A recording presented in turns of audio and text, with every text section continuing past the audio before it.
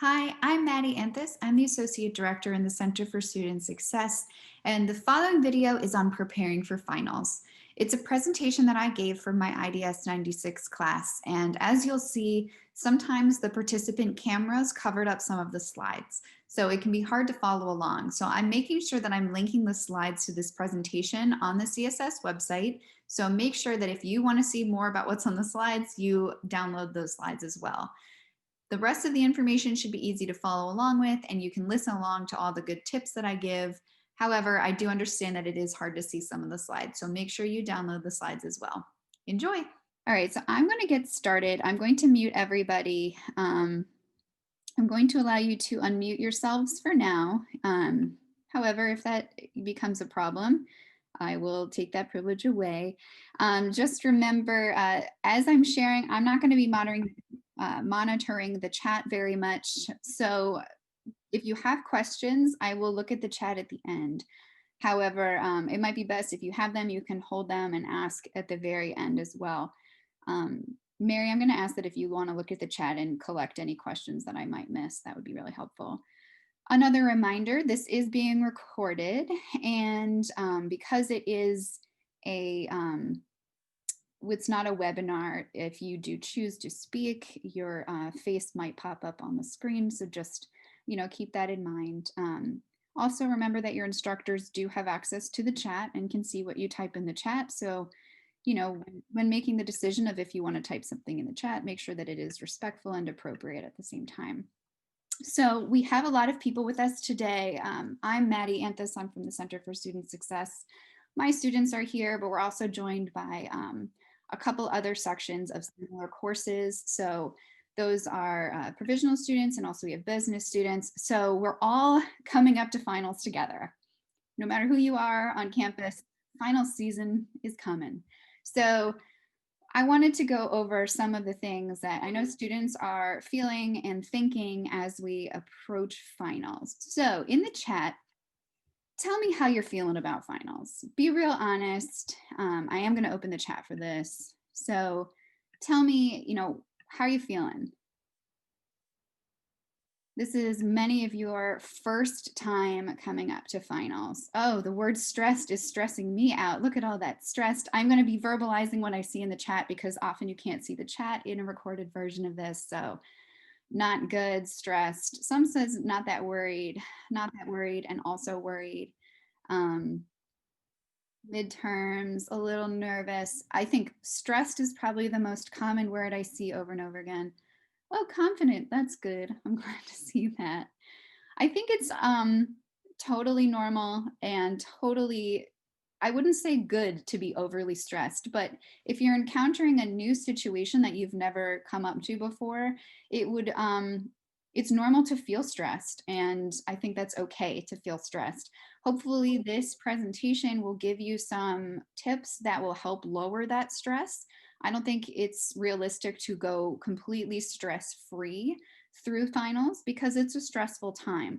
But we're going to talk about healthy ways to manage that stress and make sure that you take care of yourself throughout the finals weeks that are coming up. So keep that in mind. It's okay to feel stress. I think it's normal and fine, but let's think about the way that that stress is manifesting, the way that you as a student handle stress, and some things that you can maybe put into motion now so that when finals arrive, it's not hitting you all of a sudden. So here's a meme I saw. I like memes, so I will be including some memes throughout this presentation. This meme, one does not simply sleep during finals week. So it's funny.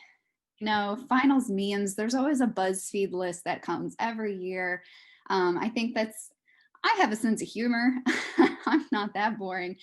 But I do think that there is this common cliche that is perpetuated every year that finals is a time that is completely exhausting and stressful, and you lose complete control over your schedule. You're not sleeping, you're not eating, it's torture. And that's funny enough, but I don't think it's healthy, and I don't want to perpetuate that is how it has to be. I think it's possible that that's the way it goes, but I don't want to glamorize the way that finals has become in meme culture. So I know that makes me sound like I don't have a sense of humor, and I'm sorry, but I just, I know how finals feel and see, and I just don't want to perpetuate this feeling that finals is going to be terrible, because I think that is one of the reasons that we get so stressed about it, because you hear from upperclassmen or you see memes that like the next 2 weeks are going to be the most difficult weeks of your life, and I don't think it has to be that way. So there's my little cross. It doesn't have to be this. You can sleep if you plan ahead.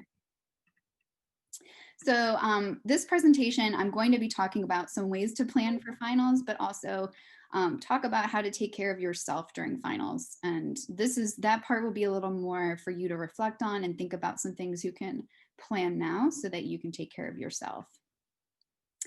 So we're going to get into the nitty gritty of planning here. The very first thing that you can do to plan is gather all information about your finals. Sometimes the scariest part about a big event is the lack of information or the fact that you don't know what you're walking into. So start now, start gathering this information. If it were me, I would have a list for each of my finals where I got all the information that each final has. So when is your final? Not only what date, but what time? Is it on Zoom? Is it a paper? Is it a project? Is it a timed exam? Is it a take-home exam?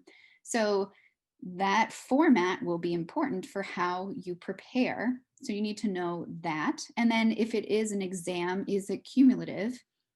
I'm big on vocabulary words and explaining, because I think sometimes in higher education, we use words and don't explain it.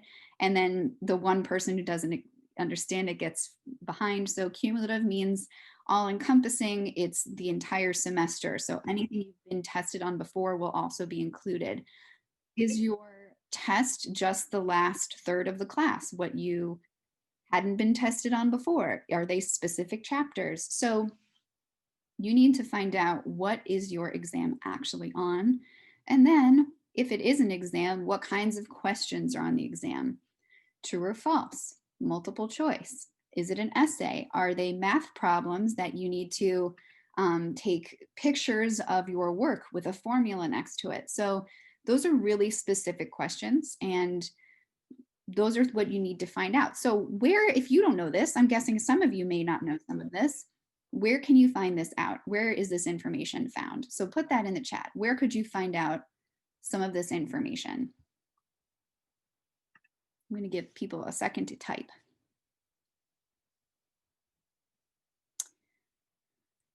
Yeah, so there's a lot of really good responses coming in. The first thing I want y'all to do is find your syllabus. Your syllabus for each class typically has information about your final. It includes commonly the type of final it will be and how much it's weighted. So how much of your grade in that class is your final. So typically, well, by policy, it has to be between 15 and 50% of your final grade right now. So 50% is a lot, 15% maybe not as much, but it will give you an idea of how this final will play into your final grade. So your syllabus might not have as much detailed information about this. So I also saw people say Canvas and Canvas announcements. So that's the next place to look. It's possible that your instructor has made a final assignment or a information sheet on your Canvas page. So look there. And then if you don't find the information you're looking for, your professor is the last thing to do. And I say that last because you want to make sure that that information is not covered elsewhere, and perhaps that they haven't covered that in class already before you go asking some of these questions to your professor. So check all the information you've been given and then check with your professor about the remaining information. All of this information together is important so that you can start to make plans. So now that you know what you need to do, you have to plan how you're going to do it. So you know you have 2 papers and 2 finals. That feels really overwhelming to think I have 2 papers and 2 exams coming up. So, what we want you to do is start to plan your time now so that you don't wait all of a sudden until finals and be overwhelmed. If you work backwards and create a plan, you can start to break it down into manageable chunks so that you can use your time. You have about a month to prepare for these large assignments. The other key is to write your plan down. I say write, but often you use Google, that's fine, but just have a written record or some kind of physical study plan. This is where knowing yourself and what you've been doing this semester will really help you. If you have a system, an agenda, a wall calendar that has been working for you, keep going. But maybe you think it's working, but maybe you're falling behind on assignments or your grades are not reflecting this because you're overwhelmed by the large projects. This is a chance to reinvent the way that you balance this time. So think about what you could do well from here on out to plan your time and write it down. I have another meme here. So here's another tip for planning. Once again, this is another vocabulary thing. Reading days are a part of finals week. So if you hear people talking about reading days, I want to make sure we all know what that is. Finals weeks are about 2 weeks long, maybe a couple days on either end, but there's reading days embedded into those. So reading days are days that you should not have finals due, or you will not have a final officially assigned. Those are days that you can use to study and write and catch up on work for the final. However, you should not wait until your reading days to start preparing for finals. If you arrive at the end of the semester and you're on your first reading day and this is the first time you've looked at any information for your finals, it's probably you might be running into a problem here. You might not have time in all of the reading days to prepare. That's why we're telling you to start now.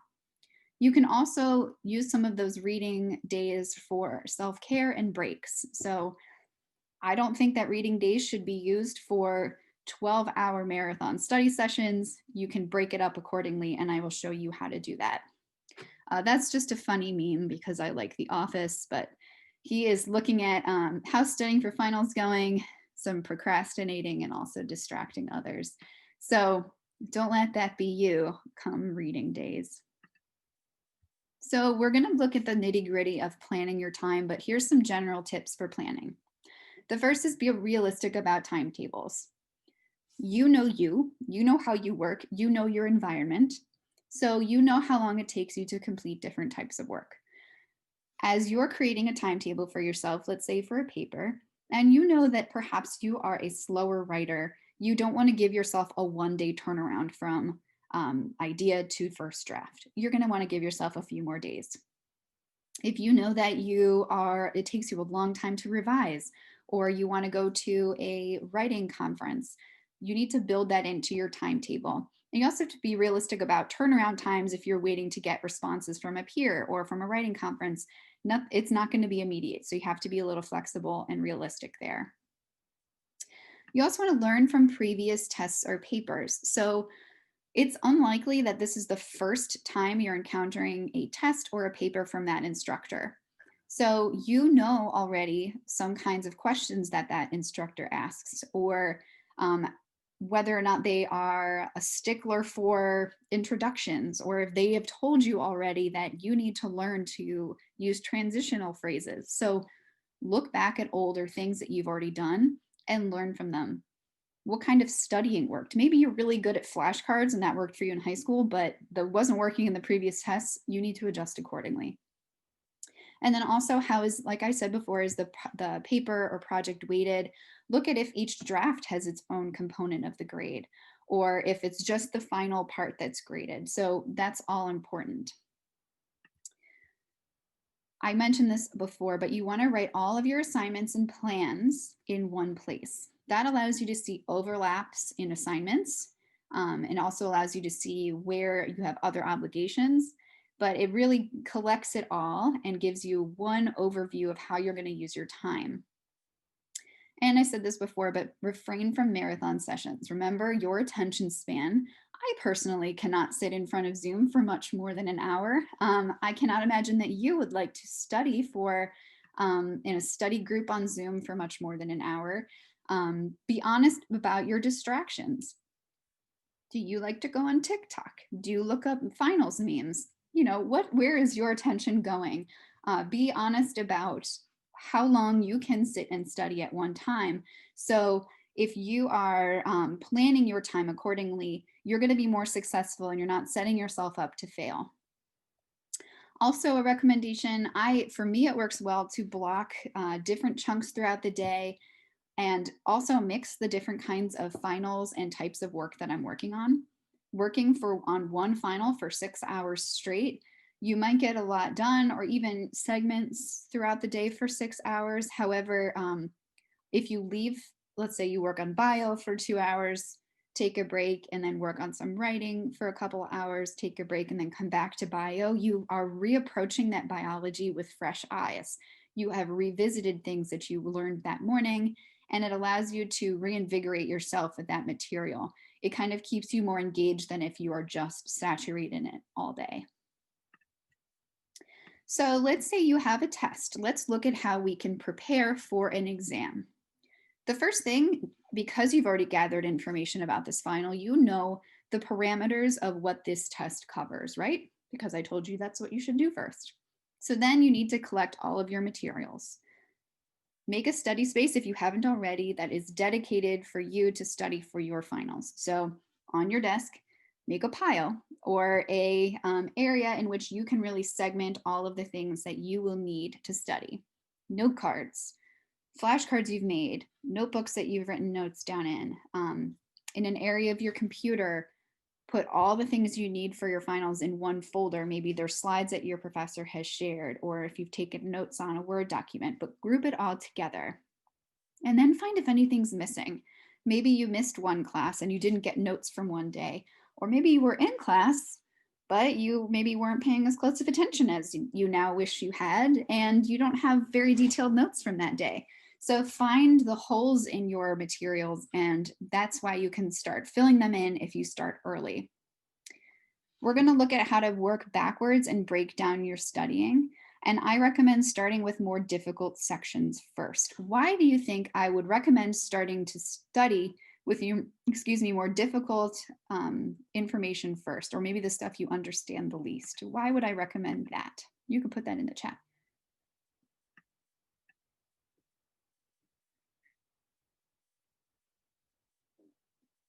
Any ideas of why I would say to start with more difficult? Right. So somebody in the chat said, because then you have more time to reach out for help. So that's certainly true. And you need more time to learn it. Also true. You have more motivation and energy. Yep. Right now, if you're starting, then you can get into that heavy material first. You won't retain the info as well if you're tired. That's right. So if you start with the stuff that you already know, by the time you get to the stuff that's more difficult, you're more tired, you're more distracted, you're not as engaged. So these are all great reasons why I recommend starting with more difficult sections first. And because I'm recommending studying earlier, you have the time then to reach out for help if you need it. So if you realize, I thought I understood this section and it's much more difficult as I'm reading it, you can get in touch with your professor or go to tutoring or talk to other classmates. Is anyone struggling with chapter 6? I really don't remember it anymore, and get that help. Once again, if you waited until right before your final to do this, you might not have enough time to really pick through it and engage with it. The other reason is that if you get into the weeds with the more difficult material, relearn it, feel comfortable with it, the more you revisit and you relearn it or you review it, the more you'll retain it. So if you do that right before the test, you won't have as much opportunity to retain that information. But if you learn it again or get clarification from your professor and then keep coming back to it as you study, you give yourself more time to revisit it, and that helps with retention of information. So here's an example of how to block out some time, excuse me, I have a tickle, to work backwards to plan your time. So in this example, you have a test. This is a bio test on December 8th. The test is on chapters 6 through 10. And I'm starting, and as you see, I have worked backwards with my dates with making a plan. I'm going to review this with you by starting at the bottom. I'm starting to study chapter 6 and 7. Those are the chapters we did, let's say, in the middle of the semester, so you don't remember them. So you're going to start with those first, November 21st. And because you know that your faculty member has office hours on November 24th, you want to make sure you go to those, so you schedule that. Then the next time you study chapter 8, meaning you're going through and getting back in touch with that information, making sure you understand that information. You're also going to review the chapter that you studied earlier. That's November 27th. Then again, I'm going to study chapter 9, but review chapter 8. So it's helpful to not only study a new chapter, but then go back and look back at what you've already studied. Again, that helps with retention of information. And then I've given myself one more day to review any difficult or hard to remember material December 7th. This is how it looks like in a calendar. I did start that in November, so this is just the December portion. So as you can see, my bio test, 8 a.m. on the 8th. Gave myself this day. This doesn't look so bad, right? Like there's only 4 days on my calendar. Maybe looking at the calendar, you might want to make some tweaks, but this is how it looks. Let's say you also have a paper. We're going to do the same thing and work backwards. So in your calendar, in your agenda, on whatever method you're using to write down your dates, you're also going to write down any specific components of that paper that's also due. So if your instructor is asking for you to turn in your topic or a source list or an annotated bibliography or drafts or any revisions, make sure you have those due dates in your calendar. And then also consider if you want to look for outside help, like the writing conference at the Writing Center, or meet with your professor again. Once again, write it all down. So we're going to work backwards. The due date for this paper is December 11th. Let's say the topic is due the 17th. You know that your annotated bibliography is going to take you a little while to put together, so you've given yourself a few days to do that. And then you plan to go to office hours on the 29th because you've been working on your draft, and your draft 1 is due December 1st. As you can see, it moves forward until the due date. In this timeline, we have the topic, bibliography, office hours, 2 drafts, and a writing conference. Why is the due to me? So let's say you want to have it finished and turned in 2 days earlier than the actual due date. Why did I give myself an earlier due date? Why do you think that is?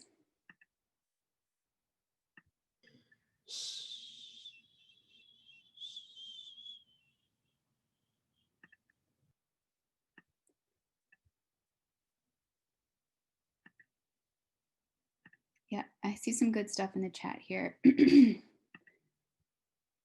not procrastinate, yeah, to give, in case any problems arise, give yourself time to review. Yeah, so I see a lot talking about procrastination, eliminates the chance of turning it in late, right? So they're all right. If you give yourself an earlier due date, it gives you a little bit of flexibility. And also there's always technological glitches, and this is before we went virtual. I always have students telling me, I tried to turn it in, but Canvas said I didn't upload it, or if you're turning it in person, I couldn't print it. So if you have it done early, submitted early, you don't have, you can't turn it in late because of some outside circumstance. If you do everything in your control to turn it in early or have it done or just need final tweaks, you don't have to worry that something else outside of your control will prevent you from doing well. So those are all right. So make sure you give yourself an earlier deadline to turn something in. So now I've taken those due dates and I put them on that same December calendar. So it still doesn't look too bad, right? I have all the due dates on there. You can see where things might take longer, like my draft of paper 2, and then I'm going to do one more revision in this amount of time. But now when I start to add all of my finals on here, this is just an example, all of a sudden it looks a little more cluttered. I've put them in different colors for your reference. And I think we need to do this. I'm encouraging you to do this. Make a monthly calendar that has general blocks of time of what you want to use each day. But that's not quite enough because there's some stuff missing. For example, that first week of December, you still have class, and that's not on your calendar. Also, I recognize that many of you work. Your work schedule's not on there. You might have family obligations. Maybe you pick up your sibling from school or you tutor them. Maybe there's a TV show you really like to watch. I don't watch that much TV, but The Bachelorette, I guess, is on. Maybe you really need to watch that. Or maybe you're watching The Crown like me and you watch that every night. Put that in your calendar. You put your food in there. I know that we're getting into the details here, but that's important. If you always get lunch with your family, or if you always eat breakfast with your family, if you always have dinner at the same time, that needs to be in your calendar. And then you need breaks too. So between December 1st and Sweet Sweet Freedom on December 16th, you need to make sure that you have a little more detail in your calendar. So while I recommend having a monthly calendar, I want you to start breaking it down even more. And I know this might look even more stressful, but I swear this is actually going to make your life feel less stressful if you start to do this. So here's an example of that first week. Actually, I think it's this week I have done December 6th through 12th. I took all of this and put it into a calendar for the week. And then I found some places to review and relax and even add extra time for studying so that it's not even an overwhelming schedule. So this is the first week of finals. Let's say this person has to work on Sunday from 8 to 2. I put that in there. Then they're going to take a break because who wants to study immediately after work? I know I need to like zone out for about an hour after I work. And then they're going to study for their psych final for an hour and a half, and then take a half-hour break before meeting with a study group. Then they have dinner, and I kind of base this on my own schedule. I always watch, Sunday Night Football. Monday, this is the day before the bio test. I forgot to change some of the colors here, but you can review for bio in the morning, chapters 6 through 8, take a lunch break, review again, take another break, meet with a study group, and then there's a lot of break time here. So this is using this day appropriately to review for a bio test that's coming at 8 a.m. You're studying, but you're also taking breaks and you're going to bed on time. So that's important because when you wake up for your 8 a.m. bio test, you've gotten a full night's sleep and you can go to bed feeling rested because you've taken that day to really devote to studying. So let's say you took a bio test. Then you give yourself 11 to 2 p.m. That's a nice, long, lengthy break because you just took a big test. And then you give yourself time to dive back in. So I'm not going to go through each specific day, but you can look at this schedule as an example of how to make sure that your life fits in with studying and vice versa. You'll notice I put some picking up siblings from school, but I put lunches in each day, breaks in each day. And I also try not to be too unrealistic with what time people are getting started. I'm not out here thinking you guys are going to get up at like 6 a.m. to start studying. I'm no fool. So I put things starting at like 10. And I know that's even on the early side for some of you. So be realistic with what time you're going to get going and hold yourself to a realistic schedule. If you, let's say on this Thursday, met with a study group from 10 to 12, and then studied again from 2 to 4, and then again 8 to 9, that's 2, 4, 5 hours of studying on Thursday, but you still had time for lunch, a break, time to get your sibling, and dinner. So it's not too unrealistic. I've also given myself Thursday night football. And again, this person worked 12 to 8. So start with the zoomed out monthly, but give yourself specific weekly goals as well. Also make sure that you can readjust as necessary. I think it's all well and good to have a plan that's zoomed into this level of detail, but then be kind to yourself if, let's say, you didn't stick to it to the exact hour or you didn't get to cover a chapter that you wanted to. Readjust. Don't just give up at that point and say, well, my plan's out the window. This is why I don't plan. I'm done. Just readjust. That's why we give yourselves a little bit of flexibility on either side. That's why we give ourselves the extra days of turning it in early. But you can make sure that you find time later. Maybe you got ahead of your studying in one area. So, okay, I can add that extra chapter on the next day. So readjust as necessary and be kind to yourself as you do that. I also say at the end of the week, plan the next week. At the end of the day, plan the next day. The last thing I do before I sign off from work for the day is I look at my schedule for the next day. I look at what meetings I have. I look at if I need to prepare anything for the day that maybe I forgot to put in my calendar. It helps me to get a picture before I go to bed of what my next day looks like. Friday night, a really fun Friday night, I know, I look at my upcoming week. I always say to look ahead on Friday because if you need to use that weekend, let's say you have a paper due Tuesday and you waited till Monday to look ahead of your week, you just wasted 2 working days that you could have been working on that paper.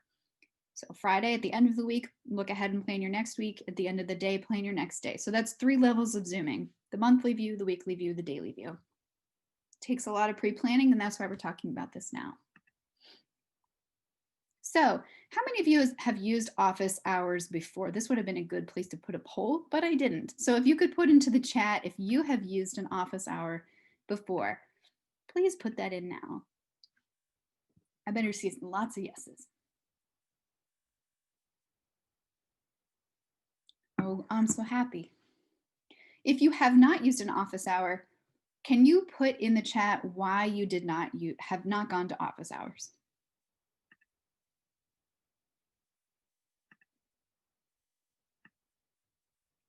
Everyone's going to say they went to office hours now. They're during other classes, have not needed to yet.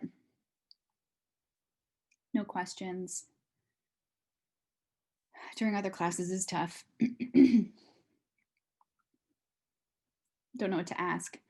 So again, this is why I put things like this in my presentations, because sometimes we know they're available, but if you've never used them, you might not know what you can do at office hours. So I want to make sure we all know how to use office hours appropriately.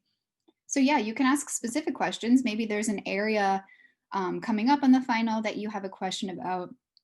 Maybe you just want to confirm something you think you already know.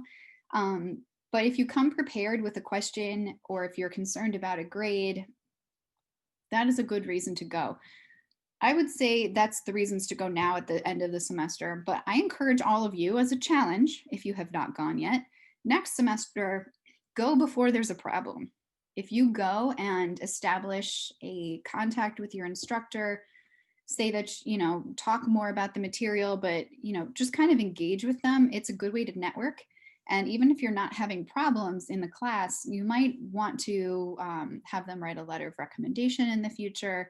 You might have a problem later, and because you've already gotten over that first initial awkward hump of going in for the first time, going in when you do have a problem later won't be as awkward. So I say next semester, try to go to at least one office hour, even if you don't think that you need help in a specific class. It's a good way to meet your instructors, make sure they know who you are, and make a good relationship with them. Another tip, if you do go to office hours, if you're planning for finals now and you are concerned about a grade, just a tip, ask what you can do to help your grade from here on out. Ask what is within your power to do, if it's just doing well on exams, if it's turning in any missing assignments, and not what they can do for you. You can request extensions if you need them, but often faculty members will it doesn't go over as well if you're saying, will you change my grade, or will you do this? It's, your grades are something that you earn. I know I sound like a cliche saying that. So if you if you word it that way and say, what can I do to help my grade, your faculty member will work with you to see what flexibility there is within the limits of what's going on in the class. A few study tips. I'm not going to go into study tips that deeply right now. I'm giving you some quick ones, but I want you to know that if you are struggling with studying or test taking, this is the kind of thing that my office does. So you can make an appointment with any of our advisors if you need more help with studying. This is just a teaser. First thing, again, organize your stuff. Get all your study materials, your quizzes, your notes, your slides by chapter, get them all together. Create a study guide for yourself. Even if you're rewriting things, the act of rewriting helps retain knowledge. So highlight vocabulary you think you'll need. Answer those end of the chapter questions in the textbook that maybe you skipped earlier. Those are good practice problems. Make yourself bullets of takeaways. So after you reread a chapter, you look through the highlights that you did, make yourself a general takeaways of that chapter. Then explain it to somebody not in the class. The act of explaining it or trying to teach somebody else will first show you whether or not you really know it. But if they have questions on it and they ask you about it, it gives you the opportunity to try to answer them on the fly. You can really think through whether or not you know the material. I talked about this before, but also review your old tests. What did you get right? What did you get wrong? What areas do you need to focus on? What types of questions were harder for you? And what practice helped you in the past? So maybe you know that essay questions are just really hard for you. The timed essays are stressful, or multiple choice trip you up when there's two really similar answers. So look in depth of how you did and how you can grow from those specific old tests that you took. Your old tests that you took, not somebody else's old tests that they took. A few study tips: writing keywords or vocabulary in the margins as you read over highlighted sections can help you as you go back to review it later. So let's say there's a whole paragraph about office hours and you put office hours in the margin. Then when you're going back to find it, if you want to review something, you can see the keywords in the margins. As I said, write or rewrite your notes. Your outlines for reading, if you have a reading that was really dense, especially creating yourself an outline that can help summarize it for you is really helpful. Flashcards are good, I think, for certain areas and not so much for others. But then also study groups. So this is, I know, a little more difficult in the virtual environment, but asking a group of people in your class to study can be really helpful. You can give each other practice questions. You can talk about what you think will be on the test, what questions, styles of questions they anticipate as well. And then I recommend meeting not just once, but multiple times, and each time setting an agenda. Like I said, if you know you have a test on chapters 6 through 10 and y'all just meet, you're going to all have different things you want to talk about. You're going to have so much ground to cover that it might not be as productive if you say, we're going to meet 4 or 5 different times, each time on a different chapter. So one meeting is on chapter 6, one meeting is on chapter 7. Having that more focused agenda can help to streamline the meeting and make it more productive. I also say choose groups wisely, mostly because you know your distractions. If you have your best friend in there and y'all tend to talk about The Bachelorette when everyone else is trying to study, not the best use of time. So take it seriously and choose your group wisely. Some other resources to you as students that you should all be taking advantage of, if you haven't already: the tutoring center. They tutor. So that's that. They have some drop-in times. They also do scheduling appointments. If you have problems doing that, let me know. We want to make sure you're able to get tutoring appointments if you need them. Center for Student Success, like I said, that's my office. We do coaching, so that includes talking about studying, talking about planning. We can help you plan your time like I showed you. We can talk about note-taking strategies, things like that. Office hours I covered, and study groups. So these are all ways that I think are helpful to study. You can also get your family in the game if they're interested in. I used to do that with my family, make them sit down like my students, and I'd give them presentations to make sure I understood it. So real quick, I'm going to talk about self-care. So this is another meme. Finals week got me like, and then there's stress relief, energy, sleep. So you need all of them. And that's true. So when we talk about self-care, it's kind of like a buzzword that has lost meaning over time. And really, it's something that is unique to you. What works for me will not work for everybody. And it is care for your entire self. So it's a mental break, a physical break, and an emotional break, especially working in front of a computer all day. I say physical break because I hunch and I stare at a screen, and your body can only take so long of that. So you need to care for every aspect of your whole self. Once again, don't buy into the finals cliche. Don't say to yourself, it's fine if I don't sleep or if I pull an all-nighter, because that's what finals are. If you do the work now to plan ahead, you don't have to do that. And the better you take care of yourself, the better you're going to do on your finals. If you get that sleep, if you take care of your physical health, if you eat, if you make sure you are eating well, you're going to do a lot better in your finals than if you are underslept and exhausted. You're not going to be able to focus and do well in your finals. So I actually just saw this on Instagram maybe yesterday, and I thought it was pretty good. It's kind of more focused to like the working world, but I think it could be applied to finals as well. It says, we need to stop glamorizing overworking, please. The absence of sleep, good diet, exercise, relaxation, and time with friends and family isn't something to be applauded. Too many people wear their burnout as a badge of honor, and it needs to change. So we do not need to go into finals expecting to burn out, expecting to be exhausted and not taking care of yourself. If that's the expectation, then that's where you're going to go. But if you plan ahead and take care of yourself, finals is not as painful as everyone makes it out to be. So in the chat real quick, what are some things that if you think about it now, what are some incentives you can give yourself or some types of self-care that you can indulge in throughout finals that might help you to relax or recharge, reset before you get going? Ooh, a spa day. That sounds nice. And I will also put here that I understand that some of this is more difficult given the constraints of us needing to be home. I would like a spa day too. I'm just going to make my son rub my feet, I think. Ooh, a buffet, TV. Yoga is great. Yoga is good for the mind and the body. Ooh, a movie night, sleep in some days. The gym, if it's, you know, a safe gym. Chicken nuggets, heck yes, chicken nuggets. I have the Dino chicken nuggets downstairs. Workout, running. So this is why it is really personal, right? Because running is torture to me. I would never do that for self-care, but for many people, my husband is one, he goes on a run and it's good for him and he loves that feeling. Not for everyone. So you need to think about what are some things that you enjoy that you do that help your brain and your body and your emotions to reset. A lot of you like to go to the gym. Again, that's not me, but I'm glad that it works for you. Read, that's great. That's good for you to escape in a different way.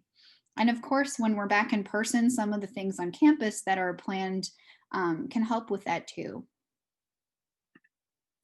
So that is the end of my presentation. I do have one thing to add to my students, and then I will ask if there are any questions. So my students, really quick, just remember that you have to attend 2 workshops before the end of the semester. We don't have class next week because it's Thanksgiving, and you do need to do a reflection on those 2 events that you attended. There is one more assignment on December 2nd, which is our last week of class. So that is just to my students. So does anyone have questions? Does anyone want to unmute themselves or put themselves in the chat?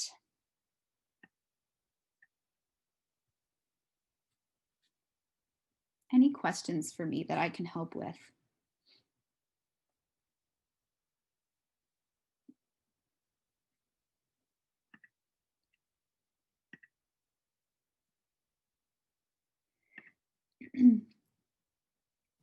We just got a question for business. So for Business 99, business event due. So we can talk more, but it's listed under the assignments on Canvas. So it tells you the description about attending a School of Business event, and they're in this week's business. So you could email Erin. I think you might be with Miss D. I'm not sure if you're with me, but send us a message. If anyone has any questions on those assignments, please let us know. You can email us and we'll make sure you get the information for that. How do I know if my final is just my final paper? So that's a good question. Typically, it does have to be listed on your syllabus of what your final assignment is. If it is due during the finals time, then that is your final. So look at the timeline on your syllabus, but if you're not really confused about what thing is your final, you should definitely ask your instructor. My professor said that the day of the final is on pause. Oh, that is a good point. So your final is listed on pause. It's hard for me to show you where this is, but there is a area on pause under exams, and you click it and it tells you the days and times. If you have trouble finding it, let me know and we can, oh, somebody's giving you instructions right in the chat. It gives you the specific days and times. And typically that is how a lot of faculty will do it. If you have a paper, they'll sometimes say it's just due the day of your final that's online. So check pause, it is on pause. Any other questions?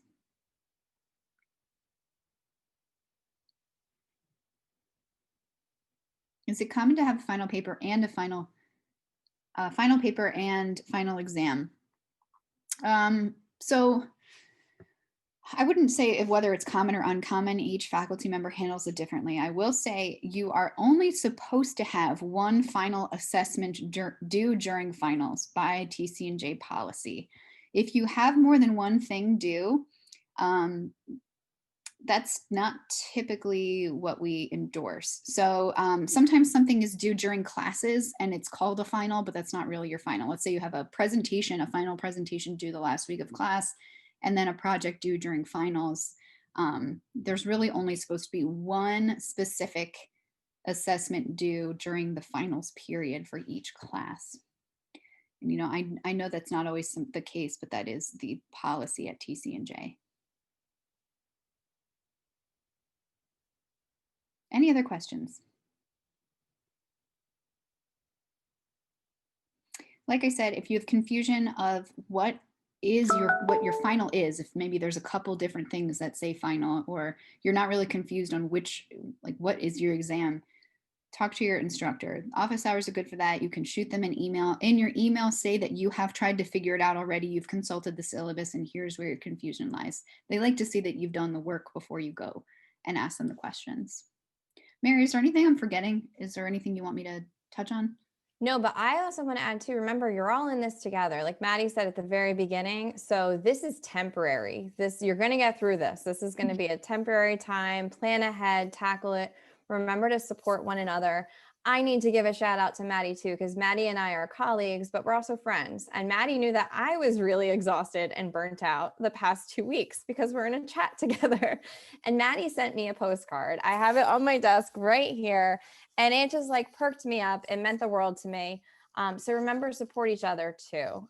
You're all going to get through this together. Yeah. So thank you, Maddie. Oh, you're welcome. Yeah, you need to support each other. We're all stressed. The other day I went to a meeting I wasn't supposed to be at, and then I went to a meeting where I forgot to invite everybody. We all have things, so support each other, be there for each other. And like Mary said, it is temporary. It might be a very stressful time for you, but it has a beginning and it has an end. And so just remember as you're going through it that it is temporary, and before you know it, you will be relaxing over winter break. Sweet, sweet freedom. Sweet, sweet freedom. Well, I'm going to put my email in the chat. If anyone has follow-up questions or wants to get in touch with me, you can feel free to email me. If you need help making an appointment with CSS, I'm happy to help you with that too. But thanks everyone for coming. I'm really glad to see everybody, and I hope you have a fantastic Wednesday. I had to check what day it was.